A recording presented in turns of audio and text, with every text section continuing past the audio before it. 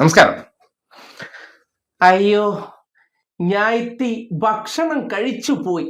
3 മണിക്ക് വിശന്നിരുന്നപ്പോ ഞാൻ ജനം മണ്ണിന്റെ അടിയിൽ കിടക്കുന്ന ആ വേദനയിൽ ഇച്ചിരി മട്ട സൂപ്പും കുറച്ച് പോത്ത് റോസ്റ്റും പിന്നെ ഒരു മട്ടന്റെ ലെഗ് പീസും കണ്ണിക്കണ്ട ചെമ്മീൻ ഫ്രൈ കക്ക മക്ക തൊക്ക എല്ലാം ചേർത്ത് ഞാൻ ഉരുട്ടി അടിച്ചുപോയി. പറ്റിപ്പോയടെ എന്ന് നമ്മുടെ മേനോന്റെ ന്യായീകരണം വന്നിട്ടുണ്ട്. നിങ്ങൾ കാണണം.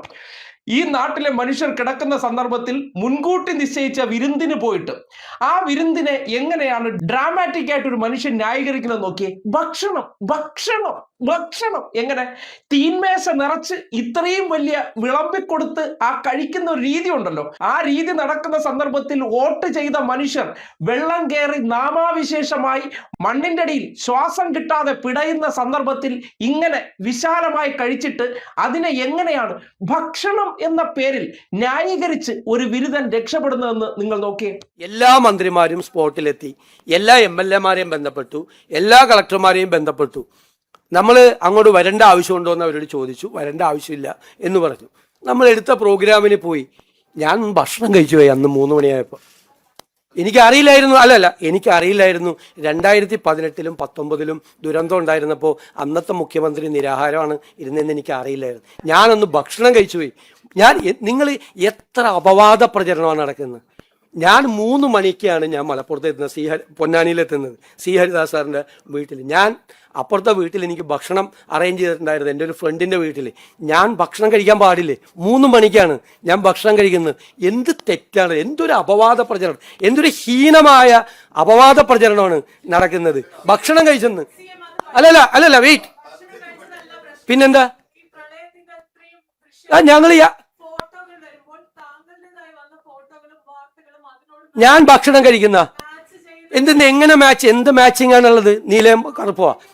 നിങ്ങളെന്താ ഒരു ഭക്ഷണം കഴിക്കുന്നത് ഫോട്ടോ എടുത്ത് പുറത്തു കൊടുത്തതിന് നിങ്ങൾ എന്താ ഔചിത്യമുള്ള നിങ്ങളുടെ ചോദ്യത്തിൽ? അല്ലത് ഭക്ഷണം കഴിച്ചോ, തെറ്റുപറ്റിപ്പോയി, ഇനി പോലെ ഭക്ഷണം കഴിക്കാതിരിക്കും. എന്തൊരു മര്യാദകേടാണ്. എത്ര ഹീനമായിട്ടുള്ള പ്രചരണമാണ്. ഒരു സ്ഥലത്ത് ഭക്ഷണം കഴിക്കുന്നത്, ഒരു സ്ഥലത്ത് വെള്ളം എടുക്കുന്നു. അല്ല, ഒരു ചോദ്യത്തിന് മറുപടി പറ. ഇതിനൊന്നും മറുപടി പറ. എന്താ ഔചിത്യക്കുറവാണ് ഭക്ഷണം കഴിച്ചതിന്? ഭക്ഷണം കഴിക്കാൻ പാടില്ലേ? നിങ്ങൾക്ക് വേറെ എന്തോ ദുരുദ്ദേശമുണ്ട് നിങ്ങൾ ചോദിക്കുന്നതിൽ. ഞാൻ ഭക്ഷണം കഴിച്ചു പോയി, ക്ഷമിക്കണമെന്ന്.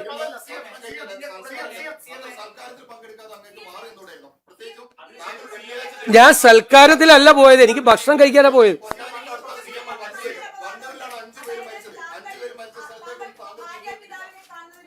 അല്ല, ഇത് കഴിയട്ടെ, ഇതിന്റെ വിഷമം തീർക്കട്ടെ. ഇതായത് നിങ്ങളൊരു കാര്യം ആലോചിക്കണം. അല്ല, എല്ലാവരും ചോദിച്ചു. ഞാൻ ഗുരുതരമായൊരു തെറ്റ് ചെയ്തു. അന്ന് വെള്ളപ്പൊക്കം ഉണ്ടായ ദിവസം ഞാൻ ഭക്ഷണം കഴിച്ചു 3 മണിക്ക് ഭക്ഷണം കഴിച്ചു. അതാണ് ഞാൻ സംസാരിക്കുന്നതിൻ്റെ ഇടയിൽ പറയരുത്. ഞാൻ സംസാരിക്കുന്നതിൻ്റെ ഇടയിൽ ബഹളം ഉണ്ടാക്കരുത്. 3 മണിക്ക് ഞാൻ ഭക്ഷണം, കേരളത്തിലെ ജനങ്ങളെ വിലയിരുത്തട്ടെ. പിന്നെ നിങ്ങൾക്കറിയാലോ, മലബാറിൽ ഒരു കാപ്പി കുടിക്കാൻ പോയാലുള്ള സ്ഥിതി. മലബാറിലെ ഏതെങ്കിലും വീട്ടിലൊരു കാപ്പി കുടി, അവർ ഈ വെള്ളപ്പൊക്കം എന്ന് പറഞ്ഞിട്ടല്ല, ഞാനൊന്ന് വരുമെന്ന് പറഞ്ഞു, ഞാനൊന്ന് ഹരിദാസേട്ടൻ്റെ വീട്ടിൽ പോകുമെന്ന് പറഞ്ഞു. അപ്പോൾ അടുത്ത വീട്ടിൽ ഭക്ഷണം കഴിക്കണമെന്ന് പറഞ്ഞു. ആ വീട്ടുകാർ മുഴുവൻ ഭക്ഷണം കഴിക്കാതെ 3 മണി വരെ എന്നെ കാത്തിരിക്കുക. ഞാൻ 3 മണിക്കാണ് എത്തിയത്. ഇതിൻ്റെ താമസവും കാര്യങ്ങളും ഓൺ ദ വേയിൽ മുഴുവൻ എല്ലാവരുമായിട്ട് ബന്ധപ്പെട്ടുകൊണ്ട് കംപ്ലീറ്റ് ഇരിക്കുകയാണ്. പിന്നീട് മലബാറിലായിരിക്കും പ്രശ്നം എന്ന് പറഞ്ഞു. മലബാറിലെ കളക്ടർമാരെ മുഴുവൻ എല്ലാ ഉദ്യോഗസ്ഥന്മാരെ ബന്ധപ്പെട്ടുകൊണ്ടിരിക്കും. നിങ്ങൾക്കൊന്നും പറയാനില്ലാത്തത് കൊണ്ട് നിങ്ങൾ ഒരാൾ മുഖ്യമന്ത്രിക്ക് ഭക്ഷണം കഴിക്കാൻ പാടില്ല എന്ന് എനിക്ക് ഇപ്പോഴാണ് മനസ്സിലായത്. അത് കഴിഞ്ഞല്ല, മറ്റത് കഴിഞ്ഞല്ല. നിങ്ങൾ ആദ്യം അല്ലല്ല നിക്ക്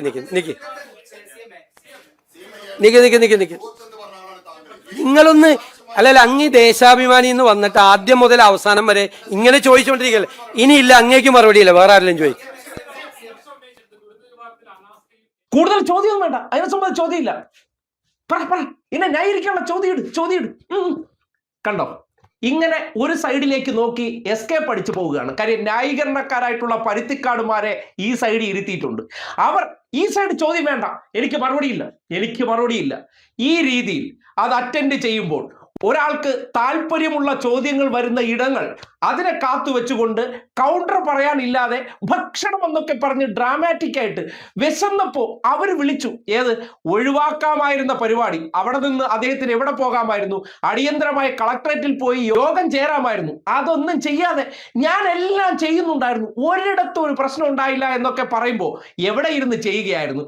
താങ്കൾ ഈ വീഡിയോ ക്യാമറകളുടെ മുന്നിൽ വിദഗ്ധമായി അഭിനയിച്ച് കാണിച്ചാൽ കോൺഗ്രസുകാർക്ക് ലീഗന്മാർക്ക് ഇത് മതിയായിരിക്കും. പക്ഷേ ചെയ്ത പ്രവൃത്തി ഇത്രയും വിഭവസമൃദ്ധമായ സദ്യ വീഡിയോ ഫോട്ടോഷൂട്ടോടുകൂടി യൂത്ത് ലീഗ് നേതാവിന്റെ വീട്ടിൽ പോയതിനു ശേഷം അത് കഴിച്ച് അവർ തന്നെ വീഡിയോ പബ്ലിസിറ്റി നടത്തുമ്പോൾ കേരളത്തിന്റെ മുഖ്യമന്ത്രിയുടെ പ്രയോറിറ്റിയെ കുറിച്ച് മനസ്സിലാക്കാൻ പറയുമ്പോൾ ഭക്ഷണം പിണറായി എന്ന് നിരാഹാരം ഇരുന്നായിരിക്കും എന്നൊക്കെ ചോദിക്കുന്ന ആ ന്യായീകരണ വൈദഗ്ധ്യം ഉണ്ടല്ലോ, അതൊക്കെ മേനോനെ കൈ വെച്ചാൽ മതി.